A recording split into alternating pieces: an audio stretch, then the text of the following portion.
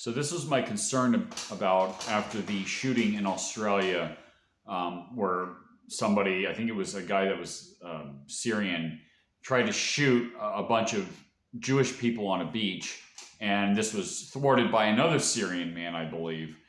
But one of the things I was concerned about was that this would be used to attack free speech in Australia. Not that they have any free speech anyway, but you have the potential of being in prison for 5 and up to 15 years, I think it is, if you, what they say something that would incite hatred of another group of people.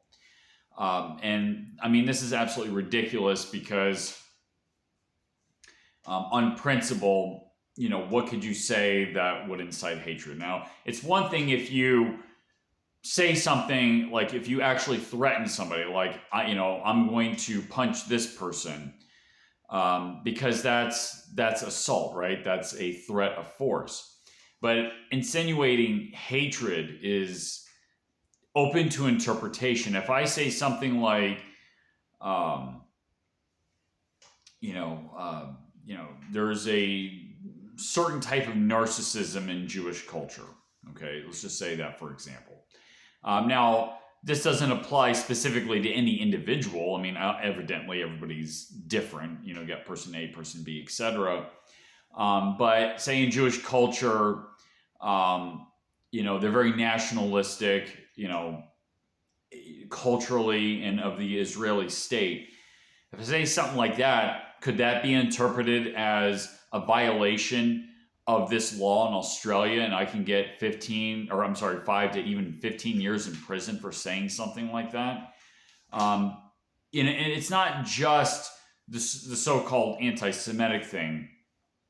It's also the different groups, labels of the far left. So people who are trans, I could say that there's a correlation between people who are trans and mental illness. People that lash out violently, that there seems to be some correlation of them being trans, like what we call Transifa, right? Like the trans part of the Antifa group.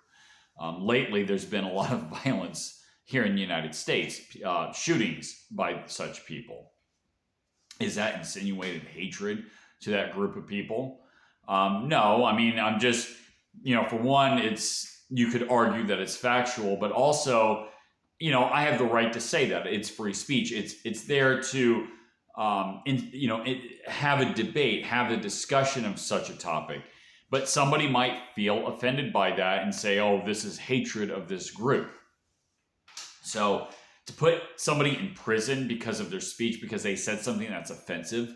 And by the way, this is a problem here in Florida too, which I meant to make a video before. I can't remember the name. There was an individual, a government official here in Florida that was saying something like, you don't have the right to say something that's hateful to somebody. What do you think comedians do? What do you think people like me do? People who do commentary.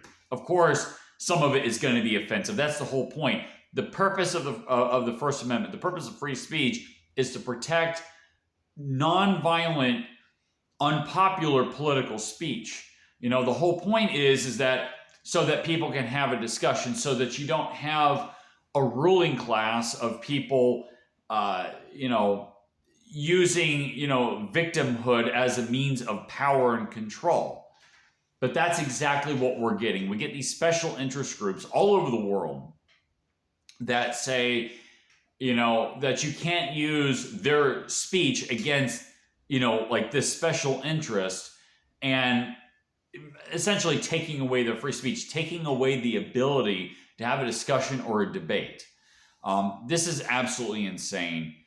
And definitely, the whole point is you need to have a discussion of things like this. Really, the end result of this, whether you're, whatever group you're in, whatever quote group, special interest group you are, whether you're trans, Jewish, whether you're, whatever. Banning free speech, banning the ability to have a discussion is going to have the opposite of the intended effect.